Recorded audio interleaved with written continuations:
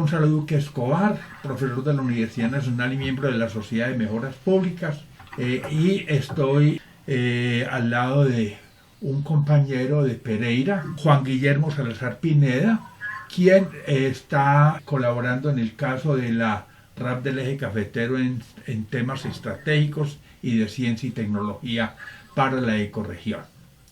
Bueno, Oscar, le agradezco en nombre de la Universidad Nacional y de la Sociedad de Mejoras Públicas este espacio para hacer algunas consideraciones.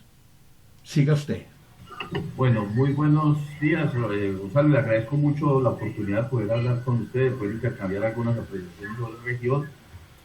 Yo soy Juan Guillermo Salazar Pineda, yo soy controlador de la en el periodo 1998, y me llama mucho siempre la atención todos estos temas de región. Últimamente he estado haciendo análisis de los cambios que se dan a nivel regional por todos los proyectos de infraestructura de cuarta generación y pulsando un proyecto de un parque científico y tecnológico, tomando unos estudios que hicieron en el 2013.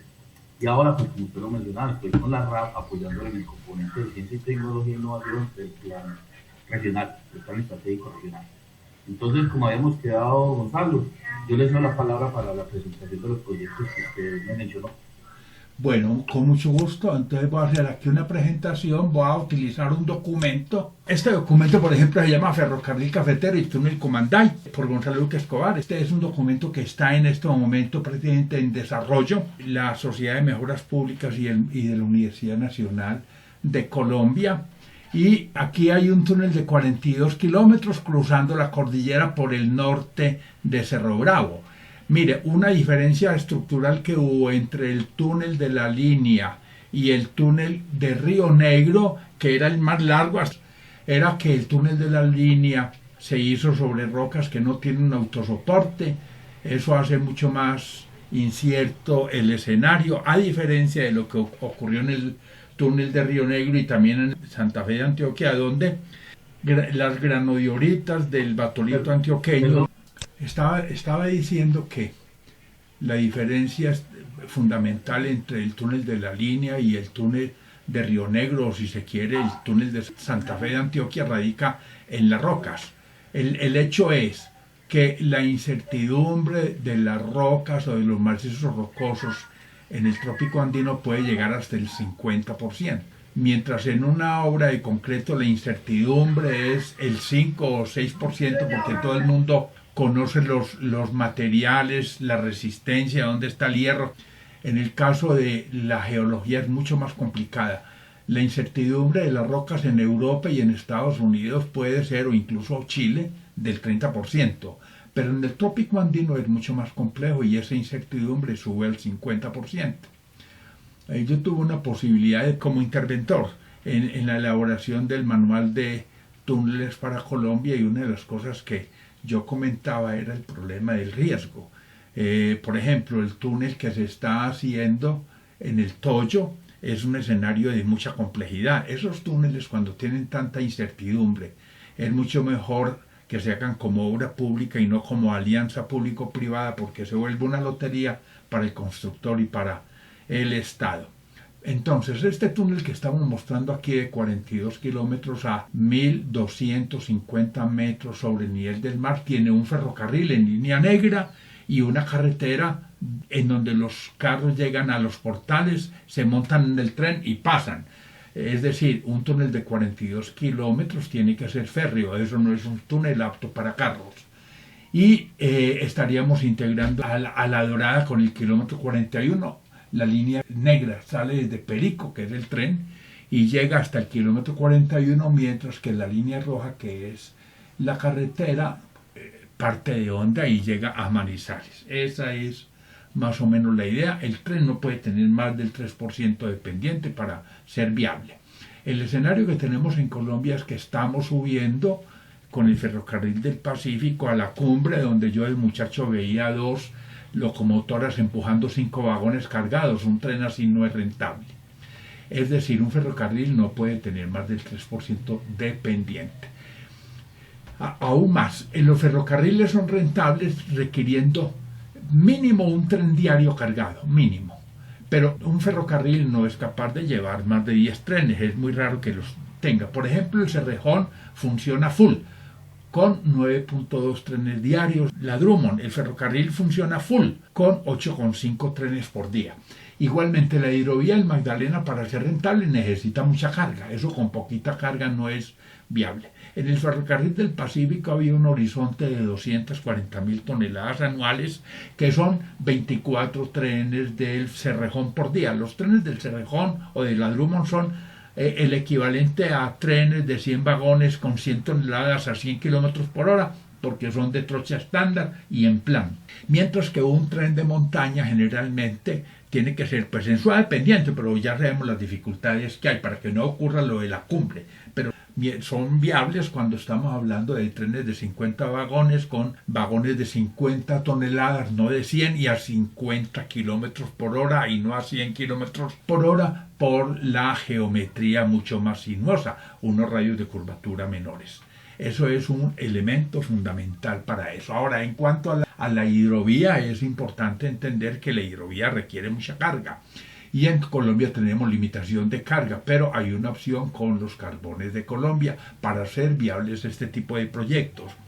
Para el año 2050, menos o de pronto un poquito más, en 40 años más, o sea, para el 2060, habrá que reducir el 80% del carbón en el mundo, el 50% del gas natural en el mundo y el 30% del petróleo en el mundo por el cambio climático. Entonces la pregunta es, si se reduce el carbón, el consumo en el mundo del 80%, ¿qué pasa? Pues los países que van a tener posibilidades de utilizar carbón son los que tienen carbones duros, de alto poder calorífico, alto contenido de volátiles, bajos en azufre, es decir, no sirven las turberas. En Europa ya no existen sino turberas, carbones de muy mala calidad, razón por la cual Europa tiene que hacer una reconversión porque acabó con el carbón bueno.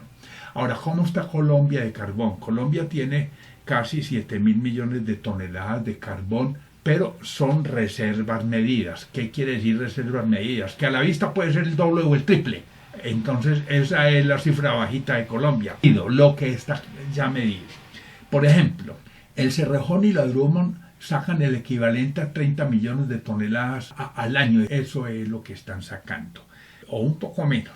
Y con un tren de montaña, pues yo podría sacar 8 millones de toneladas al año funcionando full, siempre y cuando la línea férrea me alcance para los 10 trenes por día, que es el límite que puede mover una línea férrea, 10 trenes cargados por día.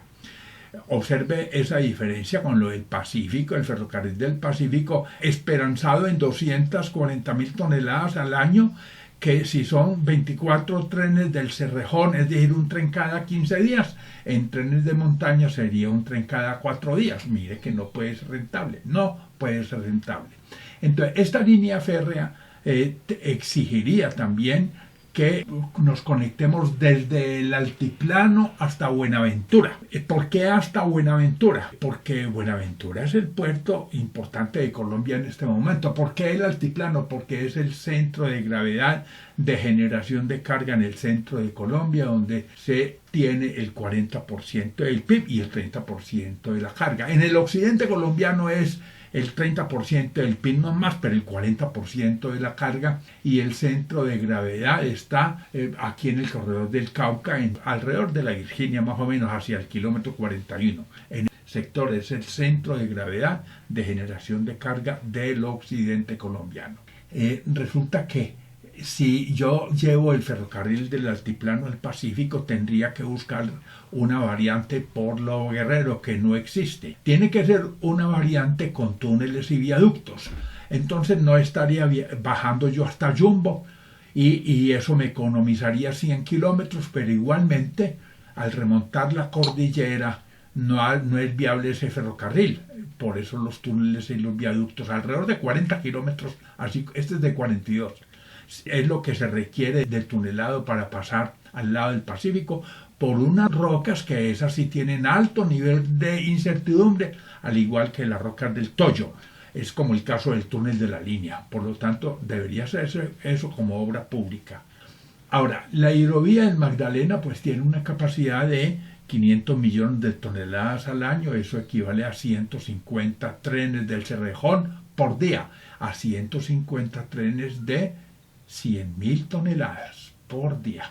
Los ferrocarriles y las hidrovías pueden movilizar mucha carga y si es con poquita no es viable. Entonces, si hablamos del carbón, tenemos que en Antioquia existen 90 millones de toneladas de carbón medidas. Ese carbón de Antioquia es un carbón térmico 1A, que significa excelente. Ese tiene opciones, por lo que mencionábamos de alto poder calorífico, rico en volátiles, carbón duro, bajo en azufre.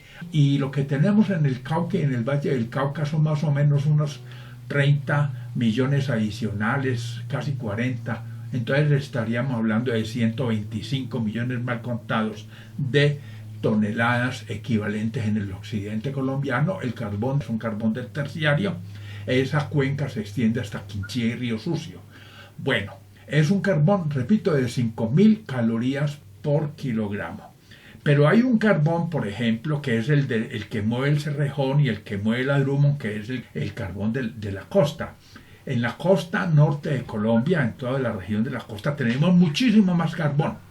Porque es que en los ambientes de formación, por ejemplo, mientras el petróleo se forma en los ambientes oceánicos y viaja durante las orogenias, los carbones son de ambiente continental, pero hay dos tipos de cuencas, carboníferas e intramontañosas, límnicas y parálicas, es el nombre técnico de eso.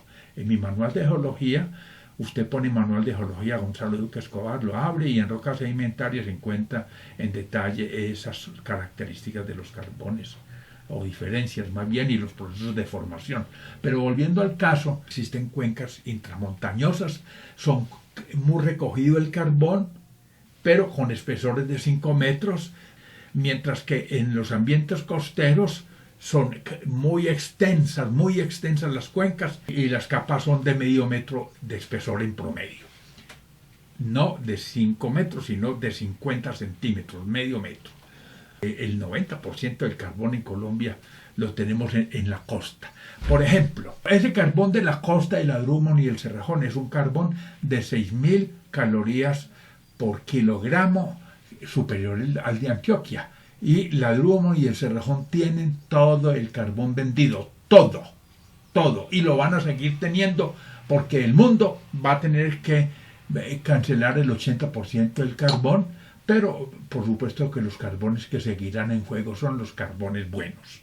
Y hay un carbón todavía mucho mejor, que es todo el carbón que se encuentra en la cordillera oriental colombiana. Es un carbón de 7.000 calorías por kilo.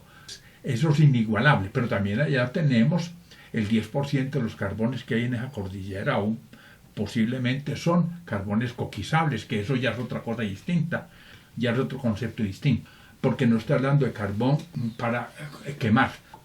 En todo caso, en Cundinamarca y Boyacá, en esos dos escenarios solos, hay 412 millones de toneladas y sacando 10 millones de toneladas, 8 millones más o menos anualmente, que es lo que puede dar un tren de montaña. Tenemos 50 años de carbón ahí pues disponible. Eso es el carbón medido, pero a la vista puede ser el doble o el triple. O sea que podríamos tener 100 años, pues si se quiere. Vamos a ver que este túnel es viable si el altiplano va al Pacífico, pero también si el ferrocarril de Occidente se extiende a Urabá. Si lo extendemos a Urabá, entonces eso se puede financiar con carbón, al igual que este, porque en la zona de Córdoba tenemos 381 millones de toneladas de carbón de 6.000 calorías, casi comparable a lo que tienen Cundinamarca y Boyacá. Faltan todavía los carbones de Santander. Estoy apenas mencionando alguno. Ese carbón de Córdoba es un carbón tipo costa de 6.000 calorías por kilo. Es decir, Colombia, si se le están acabando los hidrocarburos, tiene que pensar en la locomotora del carbón, pero no la ha pensado en serio y ese es un planteamiento ya estructural. ¿Por qué? Porque Colombia tiene unos carbones que tienen una virtud en el mundo. Aunque carbón hay en todos los lados, pero carbón bueno es lo que escasea. Bueno, en este mapa aquí estoy viendo la reserva de Río Blanco, aquí el área de Manizales, esto es La Dorada y aquí Honda, esto es Perico en La Dorada, aquí está el kilómetro 41 y por acá va la línea férrea. Dice acá, estrategias.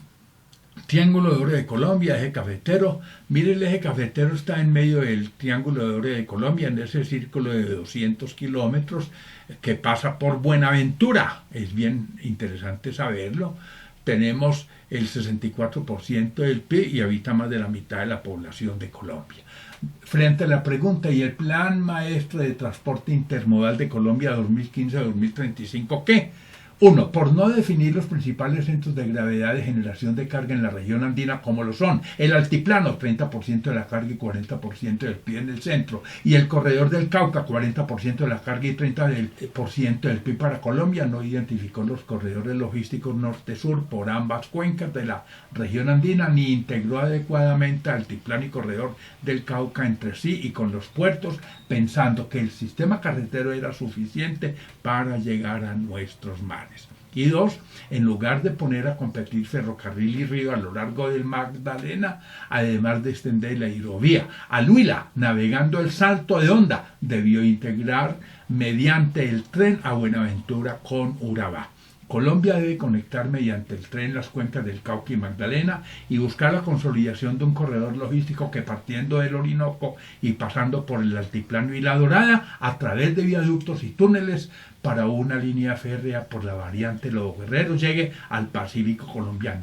Si hemos propuesto expandir la hidrovía en Magdalena hasta Neiva y el ferrocarril del Pacífico por el corredor del Cauca integrando a Urabá con Buenaventura, dado que lo anterior se relaciona con la industria pesada y la exportación de productos agrícolas como café, pergamino y similares, también deberíamos conectar por tren a ambos escenarios para poder acceder desde el altiplano no solo a la hidrovía del Magdalena, sino también a Urabá y Buenaventura. Finalmente, si con Aerocafé logramos convertir a Colombia en la bisagra que integre a las Américas y a Europa con Asia y Oceanía, la actividad productiva también debería contemplar una plataforma logística para el modo aéreo equipada de zona franca como motor de desarrollo pensada para la sociedad del conocimiento y no para la sociedad industrial de ayer, en la que se centren los esfuerzos mancomunados de empresarios, gobierno y academia para aprovechar las ventajas naturales y culturales de la ecorregión y la ciudad en la construcción de sinergias entre las nuevas economías de las TIC y la economía verde con la economía del conocimiento. Aquí entonces tengo el ferrocarril cafetero. Dice, en el marco de esta visión, el ferrocarril cafetero cruzando la cordillera central de Colombia y el corredor logístico del río Cauca integrando a Buenaventura con Urabá y con la hidrovía del Magdalena como su extensión es la clave para implementar un sistema intermodal de transporte de carga en la región andina del país que haga viable la salida hasta los mares. La implementación y puesta en marcha de este proyecto y su complemento se podría financiar con la locomotora del carbón andino exportada a la cuenca del Pacífico, con el túnel Cumanday de 42 kilómetros a 1.250 metros sobre el nivel del mar, conectando las cuencas de los ríos Huacaica, Caldas, Guarinó, Tolima, transitando por el norte de Cerro Bravo, se puede construir una línea ferroviaria de 150 kilómetros con pendiente máxima del 3% que cruce la cordillera central por las granodioritas estables del stock de Manizales, lo que le garantiza autosoporte al túnel. Este proyecto integraría la hidrovía en La Dorada con el ferrocarril del Pacífico en el kilómetro 41, dos lugares donde se podrán desarrollar sendas plataformas logísticas dotadas de polígonos industriales y de zonas francas. Este es el ferrocarril cafetero. Aquí estoy viendo la integración de Buenaventura a Urabá, aunque la propuesta es cortar aquí para economizarse 100 kilómetros por la variante de Lobo Guerrero. Esa es la propuesta. Con una línea férrea aquí habría que tunelar, así como con el túnel del Toyo habría que tunelar para el ferrocarril. Este paso interoceánico ya lo vamos a ver. Dice ferrocarril interoceánico del Atrato. Obsérvese aquí en este mapa en colores verdes los parques naturales nacionales. Esto es una región del Darién, que es un parque natural nacional compartido, muy sensible internacionalmente esto. Este es un parque natural nacional de Utría único en Colombia porque este tiene ecosistema costero. Entonces la gente que está haciendo Tribugá dice que como el puerto está por el 80% en el mar, que no hay mayor afectación. Pues le cuento que es mayor la biodiversidad en el ambiente costero que en el selvático de Utría. Entonces el daño es mucho mayor. Estas comunidades que hay acá cosechan el ecosistema, no lo explotan, lo cosechan. Yo hablo de explotar cuando tengo un recurso y explotar viene de bomba. Pero hablo de cosechar cuando hablo de patrimonio. Entonces los ecosistemas hay que verlos como patrimonio. Es decir, el agua no es ningún recurso. El agua es un patrimonio y hay que heredarlo, por lo tanto hay que manejarlo bien. Y en esta curva de aquí estoy viendo el crecimiento entre el año 76 y el 2016, cómo crece el comercio mundial. Mire que el comercio mundial, que es esa línea roja, está creciendo prácticamente al doble de lo que está creciendo el PIB mundial. Este es el PIB mundial. Y este es el tráfico marítimo, porque como hemos ido pasando a embarcaciones de gran formato, entonces se mueve más carga en barcos más grandes. Pero observe que siempre el PIB en carga es por lo menos vez y media lo que crezca el PIB.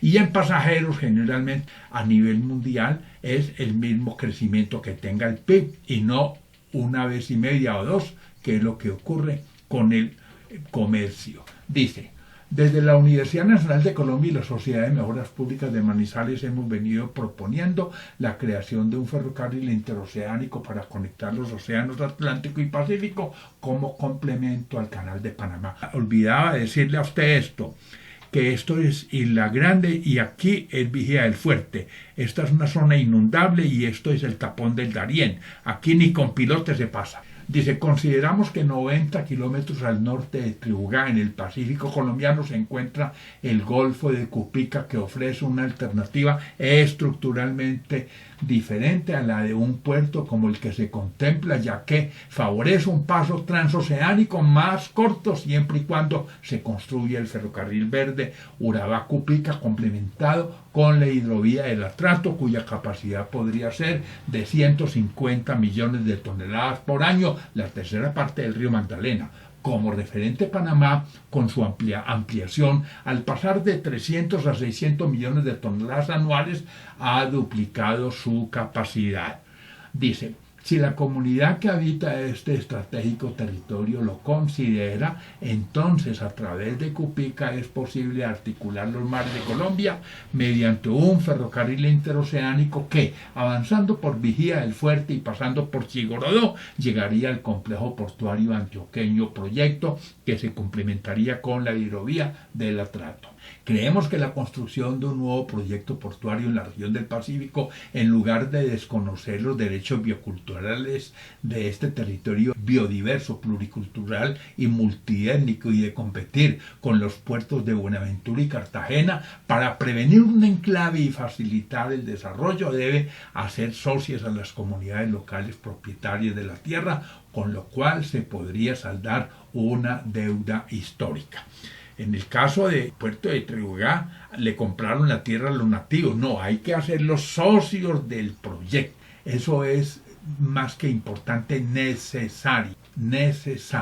Es decir, no podemos clonar los enclaves que existen en Buenaventura y en Cartagena. Observe que en Buenaventura los ingresos por impuestos son al año alrededor de 5,5 billones anuales. ¿Qué se hace con eso?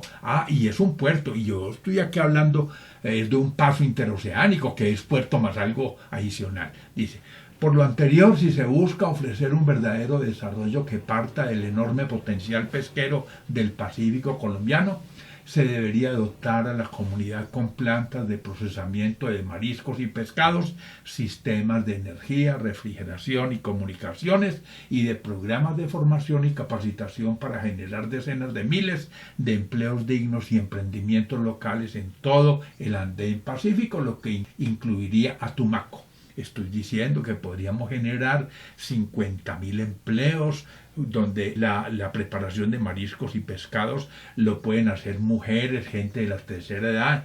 Esto es muy intensivo en mano de obra. Hace unos 4 meses tal vez en Vallasolano se perdieron 3,5 toneladas de mariscos porque no tienen planta de tratamiento y había una avionetica, pero una avioneta no es capaz de cargar eso. Y sobre la viabilidad de la alternativa propuesta gracias a la ubicación geoestratégica del país, habrá oportunidades para que Colombia construya un paso de cabotaje desde el complejo portuario antioqueño hasta Cupica en lugar de Tribugá. Nuestro país puede aprovechar las limitaciones del Canal de Panamá, cuyas esclusas deben reutilizar el 40% del agua, y el hecho de que el comercio contenerizado ha crecido en el largo plazo a tasas que varían entre 1,5 y 2 veces el Producto Interno Bruto global. Mire, por ejemplo, que Panamá son 80 kilómetros de ancho, 80. Bueno, es muy cortico, esto aquí tiene alrededor de 240. Es un poquito más largo el trayecto para cruzar por Nicaragua, y los chinos van a hacer un canal con esclusas. Con esclusas tiene limitación y es más costoso. Entonces, si es rentable Nicaragua y si es rentable Panamá, porque hay posibilidades para Colombia, simplemente por el crecimiento del PIB, porque están limitados a ambos escenarios para el tráfico de mercancías, aunque yo hablo aquí de un comercio de cabotaje para complementarlo. ¿Por qué? Porque es que cualquier transbordo equivale a 100 kilómetros de recorrido, eso es el caso. Entonces muchas embarcaciones pequeñas de pronto podrán llegar, meterse al atrato, llegar a Vigía del Fuerte y una doble línea férrea sacar el ferrocarril acá, y la línea férrea simple que sea la otra que viene desde el complejo portuario que hay en Urabá, en donde están el Puerto Antioquia en el río León. Es un proyecto que inicialmente se planteó de $535 millones. Como referente a un puerto grande vale 400 millones. ¿Pero por qué vale 535 millones? Porque tenían planeado un viaducto de 1,2 kilómetros para integrar una plataforma en tierra y otra en agua. Está el de PCC, que es Turbo. En Turbo actualmente tenemos el primer puerto de contenedores refrigerados que hay en Colombia. En Turbo no ha habido puerto. Allá lo que hemos tenido es una grúa y haciendo movimientos pues ahí, pero apenas se va a construir un puerto. La capacidad del sistema que ha existido es de 5 millones de toneladas, como referente Barranquilla tiene 10,5 millones de toneladas, pero de esos 5 millones en Turbo han estado movilizando apenas 2,5 millones de toneladas. ¿Por qué? Porque no han tenido una buena vía, y ya está en construcción esa carretera, y la propuesta aquí es que sea un ferrocarril llegando a Urabá. Ese ferrocarril en Chigorodó se empalmaría con el ferrocarril verde. Aquí lo importante para Medellín, que Urabá reduce la distancia un 40% con relación a Cartagena, y Urabá al eje cafetero le reduce la distancia al mar un 30%, a Bogotá un 22% o 23% aproximadamente. Ahora, es bueno saber que el tránsito por Panamá, que estaba en $35 por contenedor, lo subieron a 52, y Suez, que estaba en 52, subió a 72. Panamá seguramente se va a subir a 72, porque como está limitado el paso, pues tiene que poner tarifas máximas, va a tener una demanda importante. Eso me da mi posibilidad de pensar que con el crecimiento del PIB y los valores de las tarifas que se imponen en Suez y hacia donde apunta Panamá, hacen viable el progreso de este proyecto, pero conectado a Colombia, a diferencia de este ferrocarril chino, que fue el que surgió en una visita que hicieron Germán Cardona y Santos en el primer gobierno a la China. Un ferrocarril desconectado de Colombia, buscando simplemente la línea más corta, y además afectando un parque binacional. Aquí el problema de los arbolitos es grave, pero mucho más grave de las comunidades. Bien. Infraestructura, la hidrovía del Magdalena. Miren aquí el salto de Honda. Vapor remontando los rápidos del salto de Honda frente al talud de Puerto Bogotá. Foto de Thomas Boyd en 1899. Yo tengo otras imágenes de vapores remontando el Salto de Honda, pero he querido poner esta porque aquí es claro el talud de Puerto Bogotá para que no queden dudas y este paisaje, que no quede dudas que ese sí es el Salto de Honda. Por eso la puse y también por la fecha. Es decir, cuando se hizo la misión coreográfica, Agustín Codazzi le dijeron, bueno, díganos a ver qué ocurre en el Salto de Honda. Y él dice, no, eso no es ningún salto, esos son rápidos. Si hay un desnivel de 63 metros en el tramo que se recorre, pero son rápidos. Es decir, no es una catarata lo que les quiso decir, y que sí era navegable, justamente por esto, porque en 1855 ya se sabía que se podía navegar, dado que el negocio del tabaco de Ambalema enseñó que eso sí se podía. Dice, el Río Grande de la Magdalena es Colombia. Esta corriente que recorre a Colombia no solo ha garantizado la subsistencia de pueblos ribereños y dado soporte a ecosistemas vitales, sino que también ha sido nuestro principal eje de desarrollo ambiental, cultural, económico, social y demográfico. Si Colombia está urgida de la hidrovía ya que no solo el 80% de la carga nacional y el 3% del comercio exterior se transporta por modo vial, también el país debe entender que la precaria competitividad del transporte se explica por problemas logísticos y de carencias en infraestructura y por la inexistencia de un sistema intermodal de carga.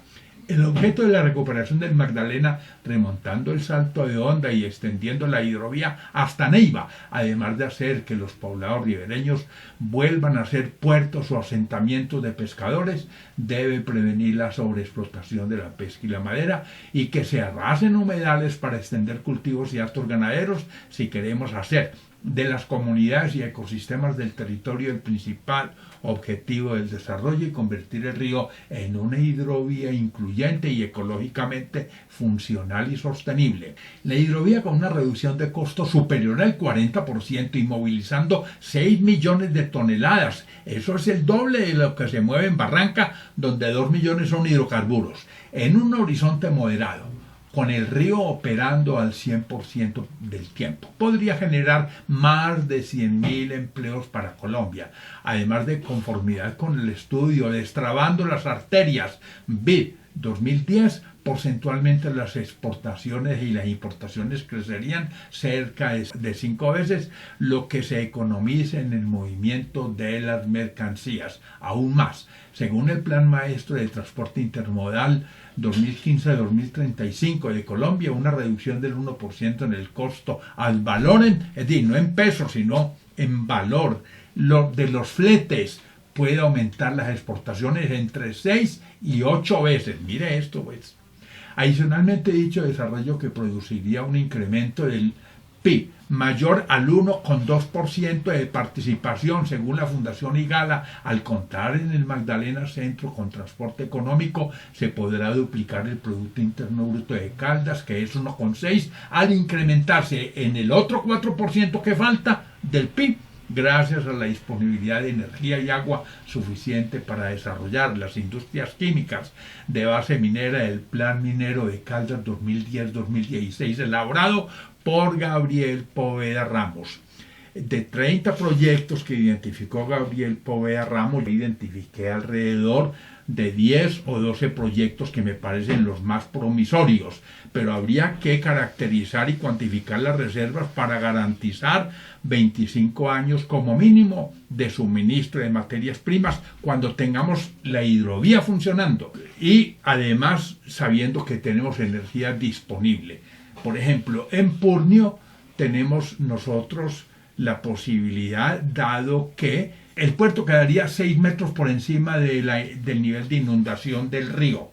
Desafortunadamente, La Dorada ha seguido insistiendo con un lote que es inundable. Nunca se construye un puerto en una zona inundable. Igualmente, nunca se construye un puerto, como en el caso de Tribugá, en una ensenada que es arena y eso presenta licuación. Puerto al lado de un humedal, de un parque y de una zona que presenta licuación. Ojalá vea los mapas de licuación en Tumaco con el terremoto del 12 de diciembre de 1979. Cambió completamente la costa. Nunca se hace un puerto en arenas, nunca se hace un puerto en zonas inundables. En el caso de Doradal, que es al norte, pues ahí en la zona de Japoncito, todo eso, hay que hacer una sustitución de suelos de 3 metros y hacer una sobreelevación de 4 metros. Esos son 7 metros. Eso cada metro cuadrado, en vez de valer 200.000 pesos, vale 10 millones de pesos. Dice, si en la cuenca del Magdalena se genera el 30% de la carga de la región andina y el 40% del PIB, y también en el occidente colombiano el 40% de la carga y el 30% del PIB, es evidente que el territorio impactado por la hidrovía, además de contemplar Antioquia, el Huila y el eje cafetero, se extenderá con sus beneficios no solo al Meta, sino también hasta el Valle del Cauca, dado que desde el Valle del Cauca la hidrovía podría competir con Panamá en la ruta al Atlántico. Es decir, para un bayuno puede ser incluso más barato sacarlo por acá que por Panamá por el costo. Ahora, estamos diciendo, el puerto multimodal de La Dorada entonces podría generar 100.000 empleos en Colombia y finalmente, si se pone el polígono industrial, duplicar el PIB de Caldas o de Risaralda, si se quiere, porque es que estoy hablando del 1.6 contra 0.9, que es la participación del Quindío. Esto invita a que no se haga el puerto en la zona urbana de La Dorada. Si yo voy a movilizar carbono, no pueden estar ahí. Además, las tractomulas llegando a un barrio al interior de La Dorada, es que son grandes tractomulas. El puerto tiene que quedar en Purnio porque por Purnio pasan carretera, ferrocarril y río, mientras que en La Dorada el río parte por un lado la carretera y por el otro el ferrocarril. Están divorciadas la carretera y el ferrocarril, entonces no hay intermodalidad. A mí me tocó la erupción del Ruiz y en esa época vi que la avalancha arrasó el oleoducto de Armero y en esa época yo entendí en el caso de La Dorada por qué se había pensado que el oleoducto debería pasar por Purnio. Después, cuando vinieron los de las concesiones a hacer las carreteras para articular la autopista que viene de Girardot con la Ruta del Sol, también hicieron el puerto por Purnio. ¿Por qué? Pues porque tiene 6 metros sobre el nivel de inundación y la geología no es una llanura de inundación donde hay que sustituir suelos. Es decir, donde no se para un pilote, donde es mucho más costoso construir. Entonces Ecopetrol lo hizo por ahí, el Invías también, y cuando hicieron la fibra óptica también. Y entonces el tipo que más sabe de puertos en Colombia de esto, que fue el doctor Maldonado, cuando estuvo visitando con la Fundación Igala donde hacer el puerto, también recomendó ese mismo lugar. Y cuando me invitaron a mí a La Dorada, yo hice un sobrevuelo gracias a la Fuerza Aérea y también navegamos el río Magdalena en ese sector y encontramos que la zona es Purnio geológicamente. Hay razones para que el puerto se haga en la zona donde hay multimodal, pero ese proyecto trae una implicación y es buscar la conurbación, es decir, que haya una alianza de municipios, ojalá se declare un área metropolitana entre La Dorada, Hondaí y Puerto Salgar. Eso es una revolución urbana. Las revoluciones urbanas en China no es la revolución de la vivienda. La revolución urbana en China es integrar ciudades para que no compitan, para entonces, en el caso de Honda, si se integran como una zona metropolitana, Honda, Puerto Salgar y La Dorada, entonces se consigue el concurso de 3 departamentos impulsando todo este proyecto, pero para que llegue hasta el Huila, porque es que La Dorada, esa zona es la glorieta nacional. Yo no sé por qué le guillotinaron el Tolima Grande con la fertilidad de esa zona, que es una zona fundamental. Es que la hidrovía es para Colombia y no solamente para medio Colombia. Infraestructura, el caso del aeropuerto del Café. Dice, aquí en este mapa, así como se observa que India está más conectada con el Medio Oriente que con el sur y con el este de Asia. Qué tan curioso eso, ¿no? También vemos que América Latina está claramente dividida entre un clúster en Sudamérica y otro en Centroamérica, pero ambos conectados a los Estados Unidos. Voy a decirlo de otro modo. Resulta que uno ve los aeropuertos en Turquía, en toda esa región, hablo de Estambul, de Ankara, están moviendo alrededor de 200 millones de pasajeros. Ankara mueve 65, por decir algo. ¿Por qué Turquía en esa zona mueve tanto? Porque es una bisagra entre dos continentes. Ah, es una bisagra. Y aquí, ¿por qué no hay bisagra? ¿Por qué Colombia, que está en medio de dos Américas, no es bisagra? Pues porque un avión que esté en El Dorado no puede salir full combustible, full pasajeros y full carga. No levanta sino 83.000 libras. Y entonces el avión, si va para Europa, tiene que retanquear combustible en Caracas. Si va para el Cono Sur, le toca retanquear en Guayaquil. Esa es la tristeza del Dorado. Por eso el Dorado mueve menos pasajeros que en Sao Paulo. Sao Paulo mueve 39 millones de pasajeros y México mueve 42.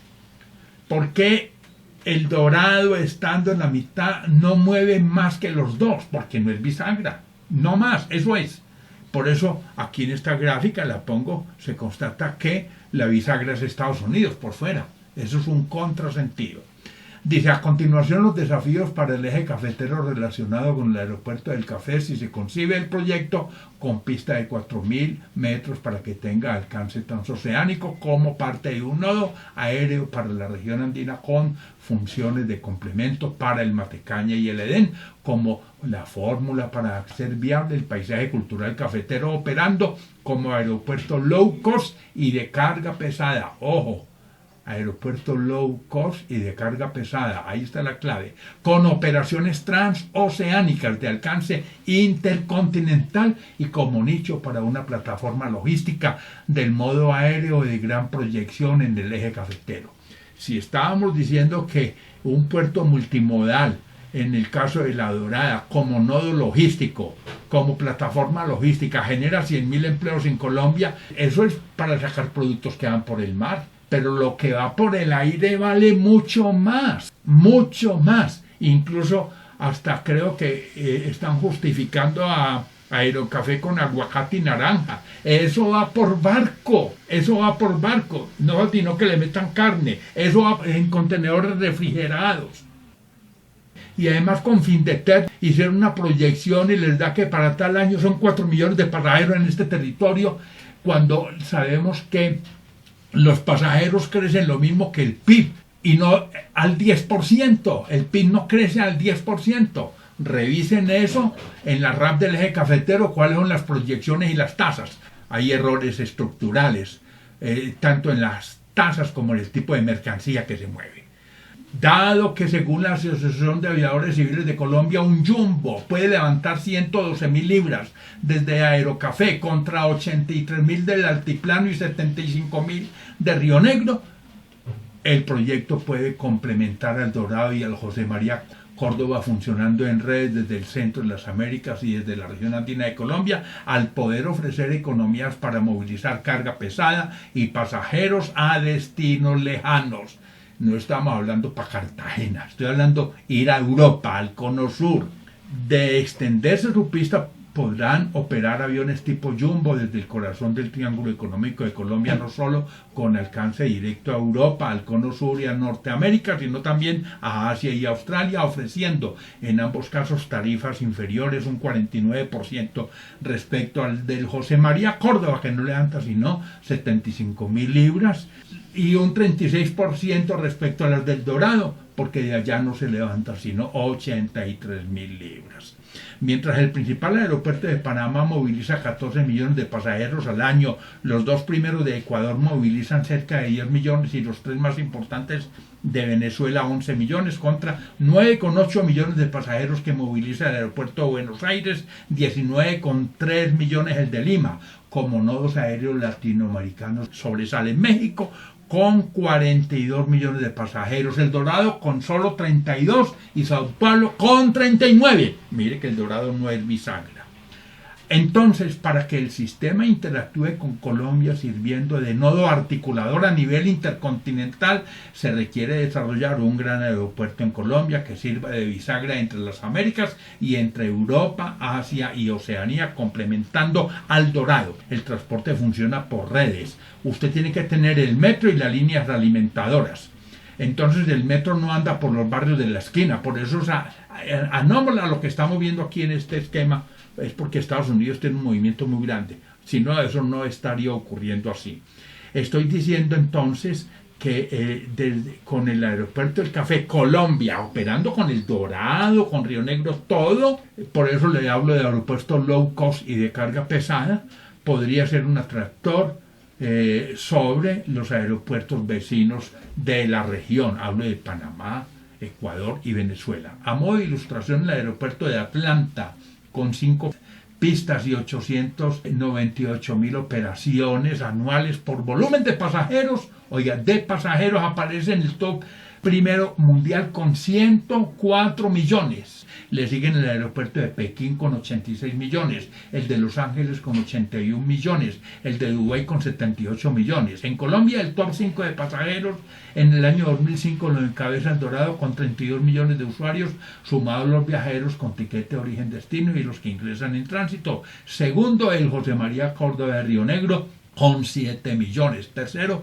el Alfonso Bonilla Aragón de Cali con 5. Cuarto, el Rafael Núñez de Cartagena con 3,9. Y quinto, el Ernesto Cortizo de Barranquilla con 2,8 millones de pasajeros anuales. Bien. Dice, integración sudamericana. Mientras el 80% de la producción agrícola de Estados Unidos se transporta por el Mississippi, en Europa de 26.000 kilómetros de rutas fluviales, el 38% son artificiales. La Orinoquía y la Amazonía, pese a una red hídrica natural asociada a tan considerable región que comprende el 46% de la superficie de Sudamérica, esperan ver consolidados 2 proyectos vitales para su identidad y desarrollo, para una integración de América del Sur. Estoy diciendo que la cuenca del Amazonas y del Orinoco es medio continente, pero Colombia no ha tenido ni visión marítima ni visión de territorio. Por eso perdimos mar en San Andrés, habíamos perdido a Panamá, y por eso también nosotros perdimos tierra en la zona de Maracaibo. Nosotros estábamos hasta el Golfo, por eso en el trapecio amazónico es que ganamos la guerra con el Perú, pero resulta que casi hasta Iquitos bajaba la frontera de nosotros y perdimos tierra allá. Dice, entonces los proyectos son la hidrovía del Orinoco, Meta y la hidrovía Amazonas. Dice, la hidrovía Orinoco Meta, con su conexión por tierra a la región andina, permitiría estructurar un corredor logístico al integrar al Pacífico colombiano con el Atlántico en el delta de Amacuro mediante un eje de transporte combinado, fundamental para la dinámica integradora colombo-venezolana, extendiendo sus brazos al Arauca, Apure, Vichada, Portuguesa, Guaviare y Baupés. En efecto, el modo fluvial se empalmaría en primera instancia con la carretera que va por la línea y Buenaventura de 830 kilómetros y a futuro con un medio férreo de 900 kilómetros que reduce fletes respecto al modo carretero, utilizando el tren para ascender al altiplano, 130 kilómetros, bajar a La Dorada, continuar al kilómetro 41 mediante el ferrocarril cafetero y salir a Buenaventura.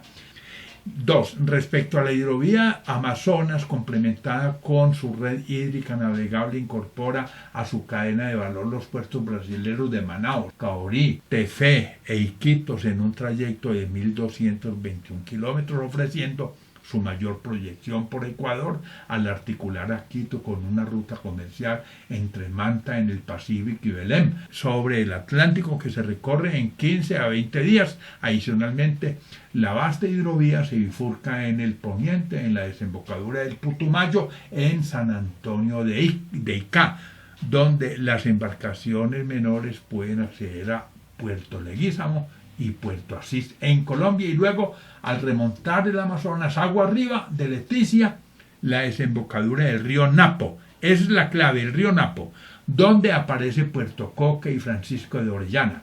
Coca, ubicado a 3.440 kilómetros del Atlántico, es el punto de conexión de la hidrovía con la ruta que viene de Quito y Manta, y también paso obligado para llegar por el mismo al río Iquitos, localizado a mitad de distancia entre Leticia y la confluencia de los ríos Marañón y Ucayali, 2 grandes cauces peruanos que dan origen al Gran Amazonas, cuyas aguas son navegables con embarcaciones de 15 pies de calado hasta Iquitos y de 9 pies en toda su extensión. Estoy hablando de unos calados muy grandes, es que hablar de 15 y de 9 metros de calados es una locura. En el Magdalena nosotros estamos hablando de dragar 2,10 para barcos de 1,50, porque siempre hay que dejar un 30% de lo que baje la embarcación hacia abajo para que no haya turbulencias, eso es importante. Hasta ahí pues aquí hay unas lecturas complementarias y este es el túnel Cumanday y estos unos enlaces. Bueno, soy todo oídos a ver qué piensa usted de esto que vimos. No, muy interesante. Yo siempre lo he visto usted que es muy estudioso de estos temas y cuando digo que no hemos visto, ahí intercambiamos apreciaciones. Bueno, necesariamente para poder plantear todos los corredores logísticos y el incremento del carga que se está hablando, pues necesariamente tenemos que incrementar nuestra canasta de bienes y servicios, porque tanto todo el país necesita sofisticar, y eso implica diversificar también mucho nuestra canasta, y ahí que es muy importante, en el tiempo que nos dan los corredores logísticos, mirar de qué manera nosotros también vamos, primero que todo, insertar en las cadenas globales de valor. Nosotros no hacemos parte de ninguna cadena. Eso es un ejercicio que hay que hacer. Y lo segundo es trabajar una política de reindustrialización, que tampoco se ha tenido en el país, a pesar de que la ANDI y muchas entidades lo han planteado. Y otro es ya el componente de ciencia y tecnología, buscar unas especializaciones inteligentes para algunas regiones del país, digamos para el eje cafetero. Digamos que ese es un marco y ahí es. Pero yo quería preguntarle, ¿usted conoce el proyecto Ferropistas que se está en este momento planteando como una alianza público-privada? No. Entonces, mire, yo ya la mando a su celular. Ese es un tren que va de Ibagué a Calarcá. Mire, yo le cuento, yo le voy a comentar. Hace tiempos lo vi, pero estoy diciendo hace 5 años, para pasar carros en tren la cordillera, ¿de acuerdo? Así es. Eso es, para pasar carros en tren la cordillera. Y resulta que, porque aquí en Colombia no entendemos qué es un corredor logístico. Un corredor logístico no es un paso. Cuando a mí me dicen Panamá, eso es un paso interoceánico. Cuando yo le muestro Urabá, Cupica, eso es un paso interoceánico. Eso es un paso. Y un corredor logístico ya vale por la cadena de valor que está en el camino. Yo tuve alguna discusión en su momento cuando se estaba planteando el plan intermodal de transporte, en donde el INVIAS tenía una propuesta que ya había surgido en el primer gobierno de Santos, y era avanzar por el río Putumayo para llegar a Pasto y caer a Tumaco. Y les digo, ustedes me van a perdonar, si yo estoy en el Amazonas, la cadena de valor no es el Valle de Atriz, que es el de Pasto, es el Valle de Quito, o la zona de Quito. Es que eso es un altiplano, más bien el altiplano, no es un valle. Eso es tan extenso como el Valle del Cauca, que son 250.000 hectáreas. Venirse por el río Orinoco, pasar por el Guaviare, caer a Huila y caer a Buenaventura. Y les pregunto, ¿por qué? Porque son las zonas menos desarrolladas. No es que un corredor logístico se hace por la cadena de valor. Por la cadena de valor. Y si yo estoy en el Orinoco, que Colombia todavía no sabe qué es el Orinoco oriental, central y occidental, porque no sabemos si no hasta Arauca, resulta que la cadena de valor estando en el Orinoco es el altiplano, porque es el centro de generación de carga. Entonces, para llegar al Orinoco deberíamos buscar el río Meta, aunque el río Meta tiene un problema. Resulta que en el Orinoco tenemos 9 meses de verano y 3 de invierno. La ventaja del Magdalena es que está en el clima bimodal andino y hay agua todo el año. Eso es una cosa. Pero en general yo pienso que estando en el Orinoco hay que subir al altiplano, y estando en el altiplano bajaban a Ibagué. ¡Qué torpeza! Si es que la hidrovía del Magdalena, cuya capacidad son 500 millones de toneladas al año, y si el puerto multimodal lo van a llevar a La Dorada, pues que sean coherentes. ¿Por qué? Porque cuando hablo en La Dorada estoy hablando de esa capacidad con 6 millones de toneladas, y resulta que en Ibagué no llenan un tren en una semana.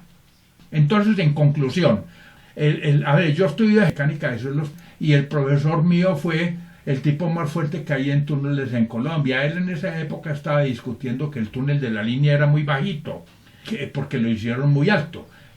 Por eso yo hablo aquí de estos túneles con 3% para no repetir los errores que tenemos con el ferrocarril del Pacífico subiendo a la cumbre, 2 locomotoras empujando 5 vagones.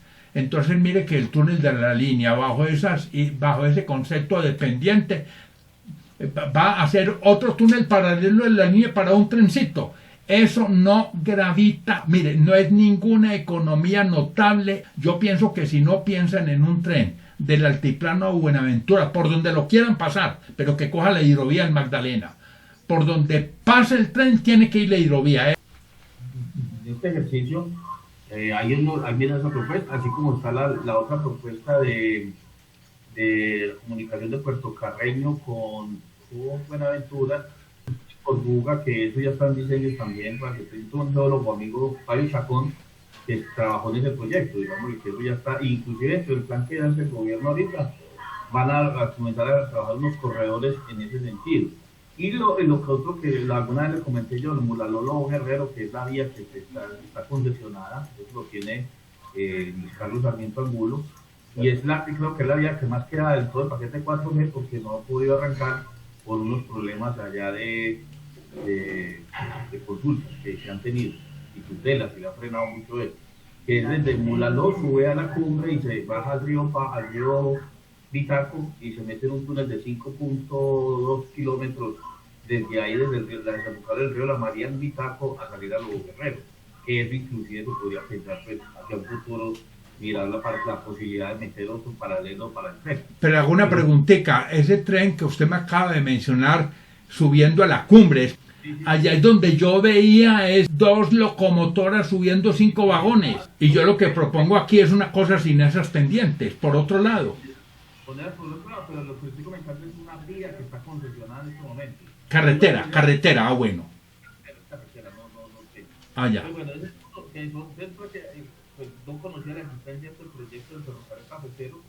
Veo que ahí están las gráficas con IPIR, y que eso es otra tercera opción, digamos, de paso. La que yo le comento entre Calarcá, entre Armenia e Ibagué, pues ahí está la página, usted la puede buscar. Dicen que está en fase 2, que ya tiene prefactibilidad. Eso lo están impulsando una agente europea y es una alianza una alianza privada, 100% privada. Sí. Ahí es como que el Estado ahí no tendría que destinar recursos. Y ellos dicen que hay más movimiento de pasajeros que en el túnel de La Mancha, en los análisis que han hecho y en la página que usted está ahí. Pero bueno, eso es para que usted, pues, para lo otro es acá, pues todo esto me parece lo del ferrocarril interoceánico y Curabaco-Pica, eso es una apuesta que se tiene hace rato, está en el plan intermodal. Y bueno, habría que, eso es parte. Yo digo que en el ejercicio que venimos haciendo, digo que nosotros tenemos que pensar en una estrategia en ciencia y tecnología, sobre todo, que este es el componente mío de una estrategia que se llama eje más 3 más N. ¿Qué es primero? El eje, pues, es poder nosotros integrar nuestras universidades, todos los actores del sistema de ciencia, tecnología e innovación, los centros de innovación, centros de desarrollo tecnológico, parques científicos tecnológicos, centros de ciencia, grupos de investigación, a los gobiernos, ¿cierto? A la parte estatal de los 3 departamentos, porque nosotros no podemos seguir manejando que hay un parque acá, pero sin presencia de las otras universidades públicas. Entonces aquí tenemos la Nacional, Caldas, Tecnológica, el Quindío, que son 4 universidades que están acreditadas institucionalmente, y creo que hay una más acreditada. La semana pasada tuvimos una presentación del Observatorio de Ciencia y Tecnología de los Indicadores Regionales, y una cosa que me llamó mucho la atención es que ellos hacen una especie de clusterización de la producción científica que se está dando acá, y uno observa que la oferta de conocimiento que se está teniendo a nivel de eje cafetero no casa con la demanda que se está dando cuando se definieron unos clústeres.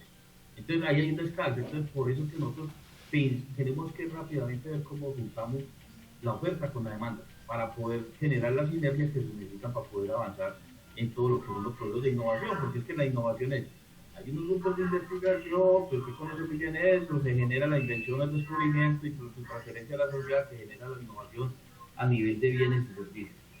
Entonces, ahí, esa estrategia, entonces, el eje sería juntar esos 3. Más 3, ¿por qué más 3? Porque nosotros necesariamente tenemos que juntarnos con Antioquia. Hacemos parte del local, pues, en materia de programación de regalías, pero también por la salida al Urabá, que eso ya es una realidad, y usted lo mencionaba, el 30% menos en los costos logísticos utilizando la vía, y si podemos llegar con un tren mucho mejor. Ese proyecto del tren es un proyecto estratégico para toda la región del occidente, y eso tiene que ser un acuerdo, plan, creería yo, donde se junten todos los departamentos y llevarlo a estándares internacionales y en el Estado, claro, pensaría uno. Y después vendría con el Valle, por su salida a Buenaventura, pero que adicionalmente nosotros hacemos parte de una región estratégica de internacionalización prioritaria, junto a la del Oriente que está en Cúcuta. Nosotros, el gobierno nacional, por decreto, nos menciona esa estrategia. Entonces, obviamente, nosotros tenemos que, ahí sería el segundo actor. Y el Chocó, por su riqueza biográfica, porque ya quedaron incorporados 220.000 millones de pesos para terminar la vía, la Virginia-Quibdó, y tenemos que pensar en esa hidrovía del atrato que usted lo tiene identificada, a ver cómo la potencializamos, y ese es un camino para ir ganando, digamos, unas victorias tempranas para la incorporación del Chocó a todo este eje económico regional, ¿cierto? Pues, y ya N vendría a ser a nivel nacional esos actores y a nivel internacional, porque no podemos pensar hoy en día que nosotros seguimos jugando localmente, ¿no? Hay que pensar localmente, desde lo local con la visión global, y pensar algunas, porque si nosotros, por ejemplo, el tema de bioeconomía o biodiversidad y tecnologías, nosotros no tenemos la masa crítica para tener acá las personas para poder potencializar eso, a pesar de que tenemos una riqueza expresada en nuestra biodiversidad, pues hay que mirar cómo vinculamos otras universidades o otros grupos de investigación de otras partes, empezando por Latinoamérica, por lo que ha sido la Alianza Pacífico, México, Chile, mirar mucho a Brasil, que no se justifica nosotros la espalda que le hemos dado a Brasil, y a nivel internacional. Europa en este momento es una de sus sexta línea para todo lo que es el plan de Visión 2030 en la línea de biodiversidad de alimentación fundamental. Entonces, ese es como el horizonte. Y ahora, ¿qué es lo que estamos haciendo? Lo que yo le decía, hice una copia de documentos y tenemos exceso de inventarios. Aquí tenemos, ahí hay unos documentos muy rescatables, por ejemplo, el Plan Regional de Competitividad de Caldas, lo que es el Plan Visión 2032 de Risaralda, que y no sé por qué en Caldas y Quindío no se hizo ese ejercicio, que es un documento muy bueno, y lo que es el Plan de Ciencia y Tecnología de Quindío, que hizo el Observatorio de Ciencia y Tecnología y con recursos del DIR, que es el documento, más otros ejercicios, más lo que es la misión de sabios, que se está empezando en Caldas, más la misión de sabios nacional. Nosotros ahí hay mucho diagnóstico, y diagnóstico a nivel nacional. Y lo que tenemos es que ser muy contundentes en generar estrategias que rápidamente nos ayuden a impactar. Y pues ahí el tema del campo, un poquito de sofisticación, de tecnología blanda, nos puede ayudar. Más proyectos como lo que usted está planteando a mediano y largo plazo. Porque el plan de estratégico es hasta el 2032. Y digámosle ahí, y hay que tener en cuenta toda la caída de la economía que se está dando por el COVID y ver de qué manera nos juntamos, que ese es el ejercicio difícil. Es juntarnos, realmente sentarnos a pensar como región y mirar qué es lo que más le conviene a la región como tal y cómo nosotros, esa es una idea que yo siempre digo, nosotros siempre hemos estado mirando para Bogotá con las manos extendidas como pidiendo limosna, y nosotros tenemos que dar un giro de 180 grados y pensar en el Pacífico y en la cuenca del Asia, y es que les mandamos, ¿cierto? Y ahí es donde tenemos que cambiar el paradigma, o sea, tenemos que cómo hacer reindustrializar, pero ya reindustrializar, dar ese salto, porque yo creo que nosotros tímidamente pasamos por la tercera revolución industrial. Caldas de pronto tuvo más proceso de industrialización que Risaralda, Quindío sí, prácticamente es nulo, pero brincarnos es a la cuarta revolución industrial y hablar de una gran zona que necesariamente debe quedar en todo lo que es la nueva vía que se está construyendo, pues, Panamericana, que ahora ya va a quedar por el lado de, pasando por el túnel de Tesalia, ¿cierto? Entonces ahí Viterbo, el Alcázar y la Virginia son un eje que puede ser para eso, para un nuevo proceso de reindustrialización en sectores poco desarrollados en el país.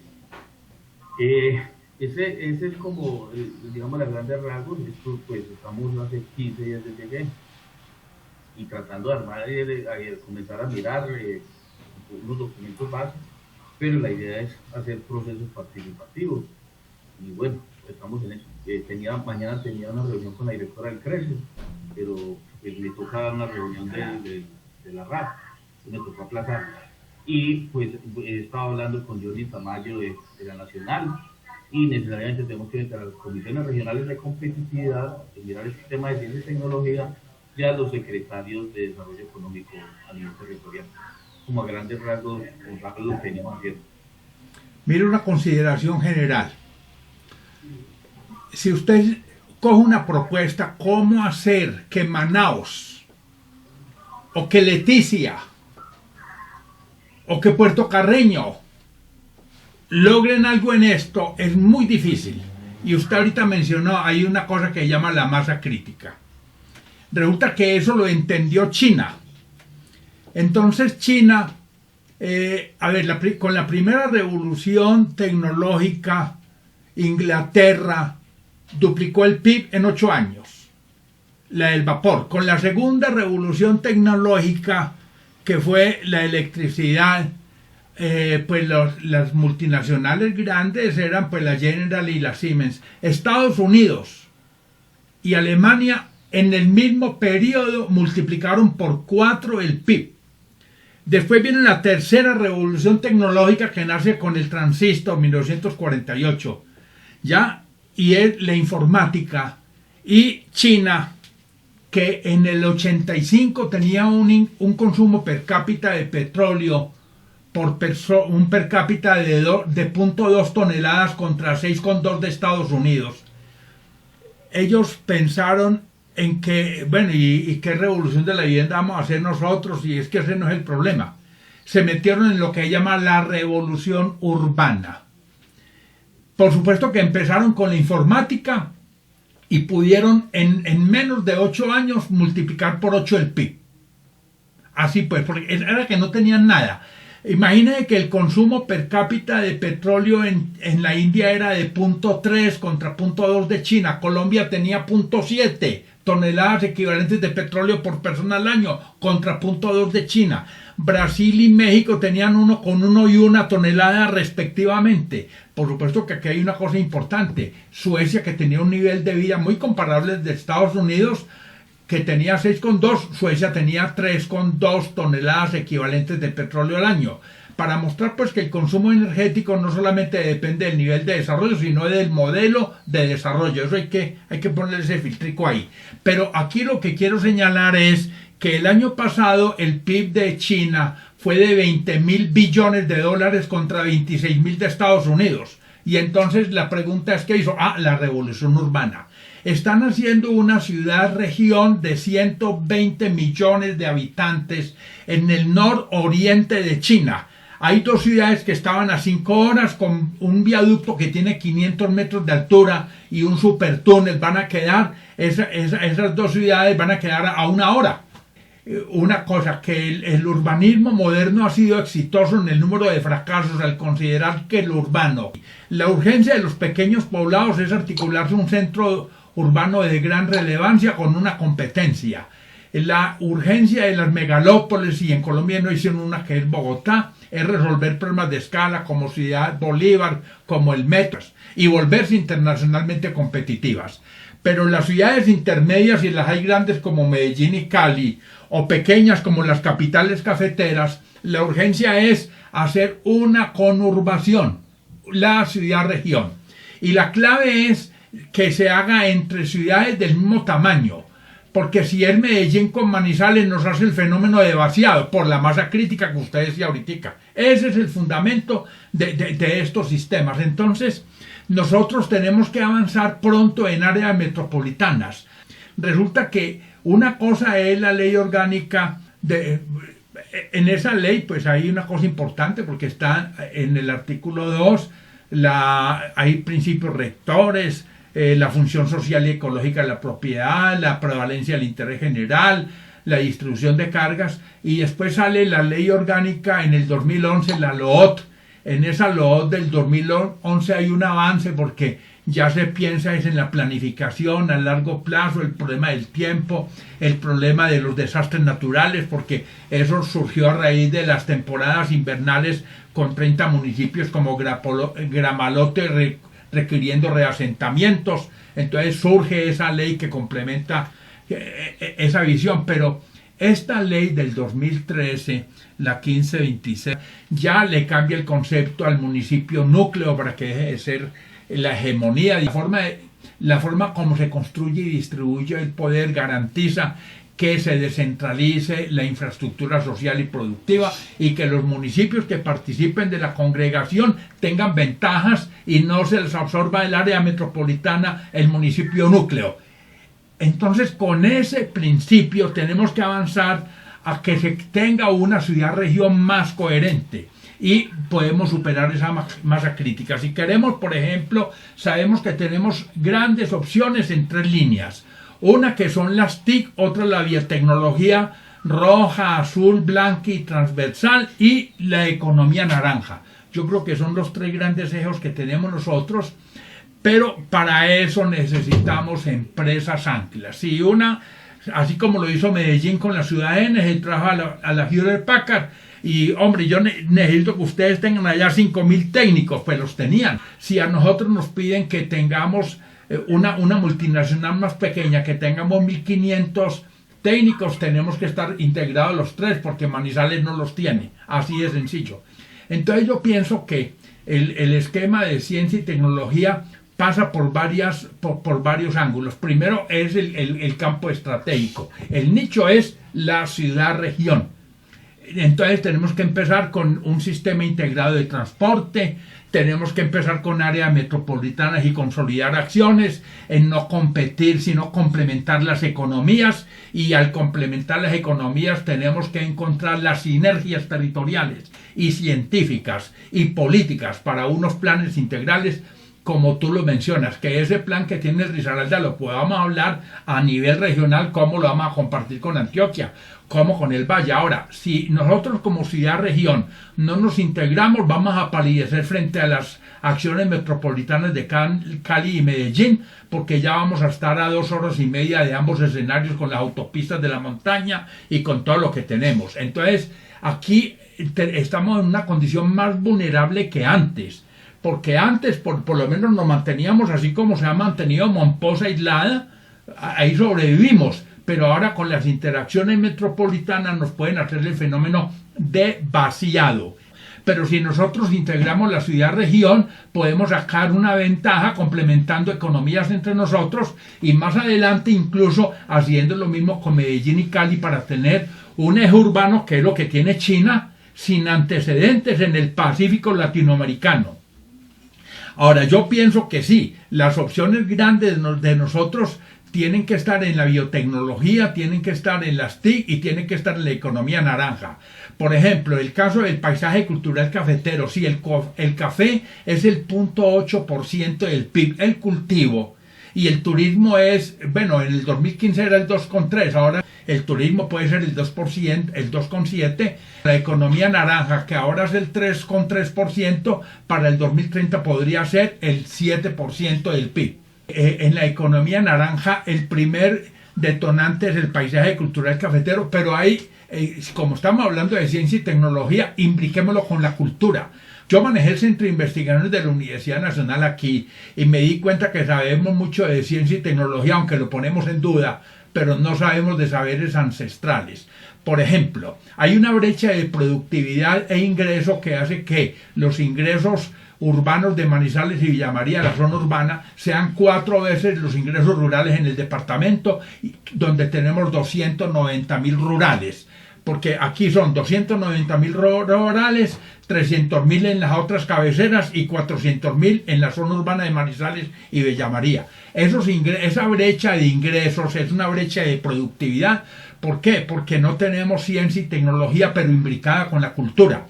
Es decir, podemos tener ciencia y tecnología en las zonas cafeteras, pero al contrario, acabamos con la biodiversidad y la cultura, porque el paisaje cultural que nosotros tenemos no es una opción para la ruralidad.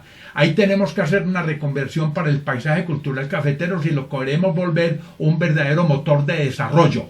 Por ejemplo, La declaratoria del paisaje cultural cafetero es para la agricultura autárquica tradicional y no para los monocultivos. Es con las hierbas, con las 20 o 50 hierbas medicinales del ecosistema cafetero, porque ni siquiera están identificadas ahí, o las 50 hierbas de la ecorregión cafetera. Pueden ser 50 hierbas medicinales. Aquí todos hablamos de Juan Valdés, nadie habla de la chapolera, no hablamos de la huerta urbana, no hablamos de seguridad alimentaria, no hablamos del sombrío, del canto de las aves, del arrullo de las cigarras, sino de agroquímicos, pesticidas, fungicidas y herbicidas. Entonces, además necesitamos una reforma rural de fondo. A pesar de que el café es un cultivo de pequeña superficie, si miro todo el escenario en complejo, el Gini de la tierra aquí está por encima del punto 8. En Colombia, el 2009, el Gini de la tierra era 0.88, un Gini muy alto. Por ejemplo, hay comunidades en Guamal, en Río Sucio, que son indígenas y son los mismos pueblos de siempre con la misma tierra. Entonces ya encontramos barrios en Vera, en Pereira. ¿Por qué? Porque no tienen tierra. Las comunidades están volviendo urbanas. No hay una apuesta por la ruralidad. Y hay una cosa gravísima en el eje cafetero, que el nivel de conectividad que tenemos en las zonas rurales puede ser entre el 2 y el 5%, y hablamos de que ya le llegamos a toda la región. No, nosotros estamos con un 50% de conectividad en los medios urbanos, no más. Pero no tenemos conectividad en los medios rurales. Esa conectividad varía del 2 al 5%. Y si no llevamos, hoy en día con la pandemia, mire usted cómo le vamos a llevar la educación y las opciones al eje cafetero profundo. Es decir, nosotros estamos como la Guainía con los medios rurales. Entonces, ciencia y tecnología implicada con la cultura, un paisaje cultural cafetero bajo los preceptos de la declaratoria de la UNESCO, y hay que andar también con otra cosa que es un concepto de biodiversidad. Nosotros tuvimos 200 millones de hectáreas de guadu y no quedan sino 50.000 en Colombia, de las cuales 20.000 están en el eje cafetero y solo 5.000 hectáreas en Caldas. Hicimos un ecocidio con la guadua. Eso muestra que tenemos una cultura depredadora. Yo diría que nosotros, que tenemos en suelos aptos para bosque más del 50%, no tenemos sino el 20%, la quinta parte en bosques. En potreros no tenemos aptos en el eje cafetero sino el 4% de los suelos para potrero. Pues en potrero está la mitad del territorio, lo tenemos potrerizado. Esto es un jardín verde deforestado. Entonces no podemos hacer ciencia y tecnología si tenemos degradada la estructura ecológica, porque la biodiversidad, tanto azul, roja, blanca como transversal, es una ruta y no podemos aprovechar ese escenario. No tenemos el Valle de San Nicolás del Río Negro o la sabana para las flores, pero tenemos las heliconias, pero no en ese paisaje deforestado. Podríamos estar hablando de algo que nos permita a nosotros participar del comercio internacional con opción para las comunidades rurales. En conclusión, en el agua incluso tenemos unos problemas perversos. Por ejemplo, los bosques altoandinos o bosques de niebla. Los bosques de niebla en Colombia teníamos 9,7 millones de hectáreas, no queda sino la cuarta parte. Y la gran pérdida la hemos tenido justamente en el entorno de las capitales del eje cafetero para el eje cafetero. Entonces, en los bosques de niebla estamos presionando los ecosistemas. En los bosques secos del río Cauca y del río Magdalena, de 9 millones de hectáreas, no queda sino el 8%, y acabamos con los humedales. Tenemos que hacer una reconversión del medio ecosistémico para poder avanzar con un programa de ciencia y tecnología implicada con la cultura en términos de los derechos bioculturales del territorio y no como un esquema de explotación. Es decir, el agua, el suelo de cultivo, los ecosistemas no son recursos lo que se explota, y explotar viene de bomba. Los tenemos que ver como patrimonio, y por eso la ciencia y la tecnología de las universidades, en vez de estar pensando en revistas indexadas, tiene que pensar en trabajar en la demanda social del territorio, en los derechos bioculturales y el desarrollo local. Ahí hay un problema de ética. Yo le cuento, es triste ver en la universidad cómo los profesores tienen ya puntajes con una producción que no les sirve sino a esas revistas, pero no hay nada que les sirva al plan de desarrollo de la región y del país. Tocó el tema nodal, ese es el asunto. ¿Cómo hacer para que nosotros no sigamos llenando las estanterías o anaqueles de más investigaciones y llenando las revistas, sino que necesitamos es trasladar eso a la sociedad? Mira, Gonzalo, le agradezco mucho todo lo que me acaba de informar. Yo sé que usted es una persona muy inquieta y veo que ha continuado en su ejercicio de actualización de toda esa información de que usted dispone. Y bueno, yo voy a hablar con el jefe de planeación mañana, el director, y me parecería muy bueno en un ejercicio que haga, pues que usted pudiera contar esto a muchos más participantes, pues, personas de la radio, de la región.